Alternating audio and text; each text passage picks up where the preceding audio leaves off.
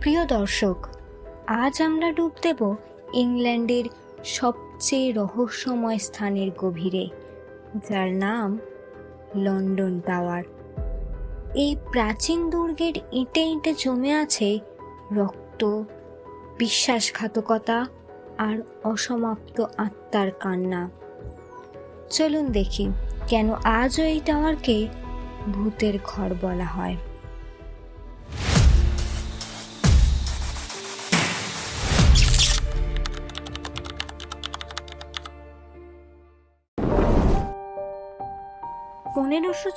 সালে king Henry অষ্টমের প্রেমে পড়ে রানী হয়েও শেষমেশ মৃত্যুবরণ করেন অ্যানি বোলিন। তার মাথা ঝরেছিল একটি তরবারির ঝলকে। আজও টাওয়ারের করিডরে শোনা যায় তার পায়ের শব্দ। আবার কখনো দেখা মেলে একটি নিঃশব্দ মাথাবিহীন শরীরের, যেন সে আজও খুঁজে বেড়ায় তার হারানো মুকুট।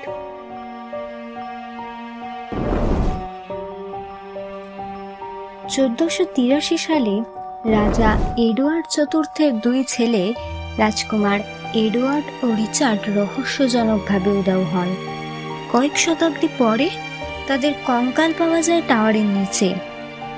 রাতের আধারে অনেকেই দেখেন দুটি ছায়া হাত ধরে ঘুরে বেড়ায়।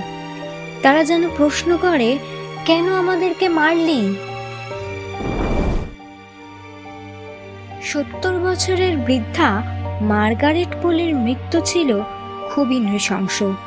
অদক্ষ মৃত্যুদণ্ডকারী তাকে কুপিয়ে কুপিয়ে রক্তের হোলি খেল তৈরি করেছিল।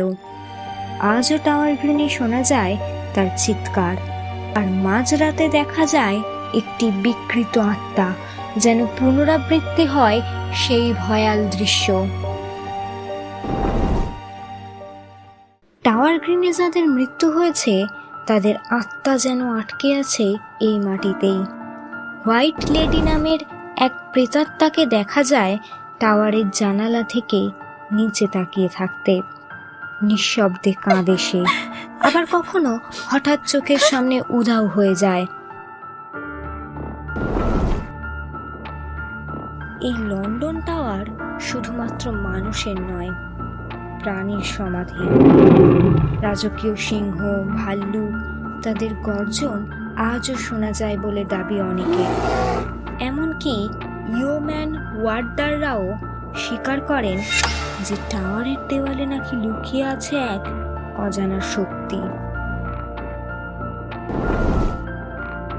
কিং চার্লসের সময় থেকে টাওয়ারে পোষা হয় রহস্যময় কালো কাক।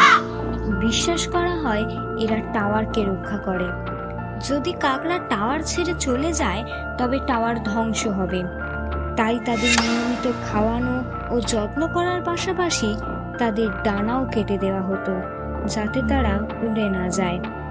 মাঝে মাঝে যেন তাদের চোখে জ্বলে অগ্নিশিখা।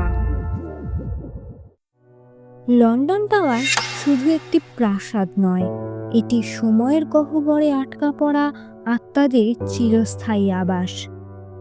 আপনি কি বিশ্বাস করবেন, নাকি খুঁজে দেখতে চান নিজের চোখে? কমেন্টে জানান। ভিডিওটি লাইক ও শেয়ার করুন এবং সাবস্ক্রাইব করতে ভুলবেন না। পরের পর্বে আমরা নিয়ে আসছি অন্য আরও এক রহস্যময় ঘটনা।